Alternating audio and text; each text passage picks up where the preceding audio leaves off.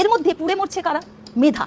আজকে যখন স্কুল কলেজগুলোতে শিক্ষার নামে শিক্ষা ব্যবস্থাটাকেই পুরো একেবারে সিদ্ধারা ভেঙে দেওয়া হয়েছে। আমি স্কুলের ক্ষেত্রে আপনাকে বলছি, এখানে রীতিমতো আমি একেবারে নিজ দায়িত্ব নিয়ে বলছি, যে বইগুলো আমাদের দেওয়া হয় সেই বইগুলো পাঠযোগ্য নয়। লাইব্রেরিগুলো, পাড়ার লাইব্রেরিগুলো, আমি স্কুল লাইব্রেরি বাদ দিলাম, পাড়ার লাইব্রেরিগুলোকে বন্ধ করে দেওয়া হয়েছে, বিজ্ঞান চর্চার কেন্দ্রগুলোকে বন্ধ করে দেওয়া হয়েছে। সরকারি স্কুল যার ওপরে বেশিরভাগ মধ্যবিত্ত, নিম্ন মধ্যবিত্ত সন্তানেরা নির্ভর করে থাকে, সেই স্কুলগুলো উঠে যাচ্ছে। পরিবর্তে বাড়ছে কি মদের দোকান, পরিবর্তে বাড়ছে কি এই সমস্ত। তাহলে বাচ্চারা কোত্থেকে শিখবে, কার কাছ থেকে শিখবে? মনে রাখবেন, একটা সুনিতা উইলিয়ামস যখন ওই মহাকাশে যায় না, তখন আমরা যারা পিছিয়ে রয়েছি তাদের প্রত্যেকের হয়ে তিনি ইতিহাসটা রচনা করেন। ঠিক তেমনি ভাবে যখন শিক্ষা কেন্দ্রে এই ধরনের ঘটনা ঘটে, তখন আমরা কিন্তু আমাদের সমস্ত আধুনিকতা থেকে পিছিয়ে আসি শত শত আলোকবর্ষ দূরে। কিন্তু আপনারা রাজনীতির লোকজনরা এগুলো বুঝতেই পারেন না, অনুভবই করতে চান না। আপনারা তাকে দেখান, সে তাকে দেখান। নিজের দায়িত্ব কবে পালন করবেন আপনারা?